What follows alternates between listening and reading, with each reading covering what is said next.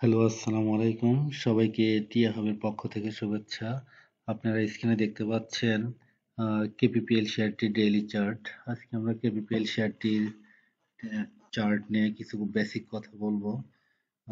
আসলে বর্তমান সময়ে কেপিপিএল শেয়ারটি কিন্তু খুবই ট্রেন্ডি একটা আইটেম। কারণ আমরা জানি শেয়ারটি খুবই অল্প সময়ের মধ্যে অর্থাৎ অলমোস্ট ১ মাসের মধ্যে কিন্তু প্রায় ২০০% দাম বেড়েছে। আপনারা স্ক্রিনে দেখতে পাচ্ছেন যে অলমোস্ট শেয়ারটি ৳৭ থেকে কিন্তু ৳২১ এখন বর্তমানে অবস্থান করছে। অর্থাৎ শেয়ারটি প্রথম মুভমেন্ট শুরু হয় ডিসেম্বর মাসের ২৩ তারিখে। তো সেই হিসাবে অলমোস্ট ১ মাসের মধ্যে শেয়ারটি কিন্তু ৳৭ থেকে ৳২১ উঠে যায় এবং আপনার স্ক্রিনে দেখতে পাচ্ছেন যে শেয়ারটি যে হলুদ লাইনটা আছে, হলুদ লাইন বরাবর এখানে কিন্তু শেয়ারটির ২ টা রেসিস্ট্যান্স আ আ লেভেল ছিল। সেই লেভেলে গিয়েই কিন্তু সে এখানে বাধা পেয়েছে আরকি। তো সেক্ষেত্রে টেকনিক্যাল অ্যানালাইসিস কে রেসপেক্ট করেই সে আসলে এই সা রেসিস্ট্যান্স কে ব্রেক করতে পারেনি এবং আমরা যদি লাস্ট ২-৩ টা ক্যান্ডেল দেখি, আপনি দেখতে পাচ্ছেন গতকাল এবং আজকে ২ টা ক্যান্ডেলই কিন্তু খুব একটা ভালো পজিশনে ছিল না। অর্থাৎ ক্যান্ডেলের যে চেহারা সেটা কিন্তু অবশ্যই খুব একটা ভালো নয়। টপে গিয়ে এই ধরনের ক্যান্ডেল অবশ্যই কারেকশনকে ইন্ডিকেট করে। তাছাড়াও মোটামুটি ভলিউমও অনেক ভালো পরিসরে ভলিউমে কিন্তু সেল হয়ে যায়।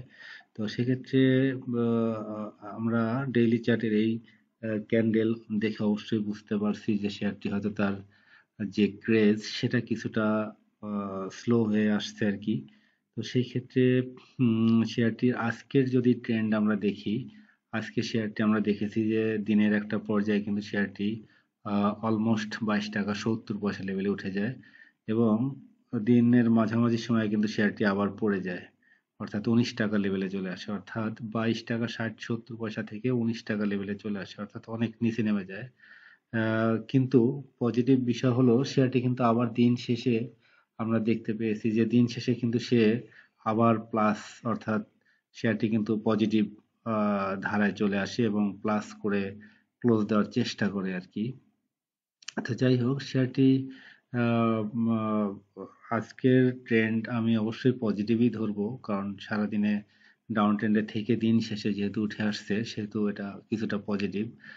আর আরেকটা বিষয় হলো আমরা এইখানে দেখতে পাচ্ছি যে ২০শে জানুয়ারি খুবই কম শেয়ারে কিন্তু শেয়ারটি হল্টেড ছিল। আপনারা দেখতে পাচ্ছেন এই যে ২০শে জানুয়ারি এখানে খুবই কম পরিমাণ শেয়ারে হল্টেড ছিল অর্থাৎ এদিন খুবই কম শেয়ার লেনদেন হয়।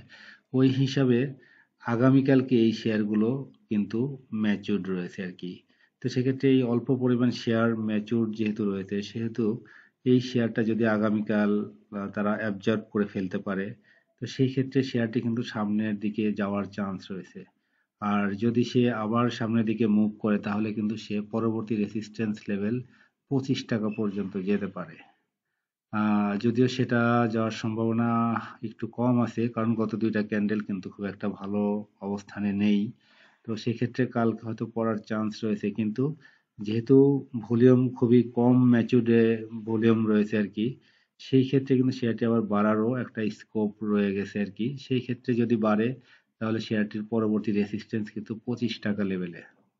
অলমোস্ট ৳২৫ লেভেলে। সেক্ষেত্রে আহ, এই শেয়ারটি যেহেতু খুবই ট্রেন্ডি এবং ক্রেজি আইটেম বর্তমান সময়ে সেক্ষেত্রে শেয়ারটি অনেকেই হয়তো হোল্ড করছেন সেক্ষেত্রে শেয়ারটি নিয়ে অনেকেরই জানার আগ্রহ রয়েছে আমাকে অনেকেই ইনবক্সে জানতে চেয়েছেন যে শেয়ারটি কি হতে পারে তো সেক্ষেত্রে আগামীকাল কিন্তু খুবই গুরুত্বপূর্ণ আগামীকাল যদি শেয়ারটি পড়ে যায় তাহলে অবশ্যই আর হয়তো এখানে হোল্ড করা ঠিক হবে না তো সেক্ষেত্রে আগামীকাল শেয়ারটা অবজার্ভ করবেন যে কি হয় এরপরে অবশ্যই ডিসিশন নেবেন তো যাই হোক আমরা এর বেসিক কিছু যদি ইন্ডিকেটর দেখে আসি তাহলে আমরা ডেইলি চার্টে আমরা দেখতে পাচ্ছি যে ম্যাকডি কিন্তু তার খুবই স্ট্রং পজিশন হোল্ড করছে আর আমরা মানি ফ্লো যদি দেখে আসি মানি ফ্লো কিন্তু ভালো মানি ফ্লো অলমোস্ট 70 কাছাকাছি তো সেক্ষেত্রে এটাও খুবই স্ট্রং পজিশনে রয়েছে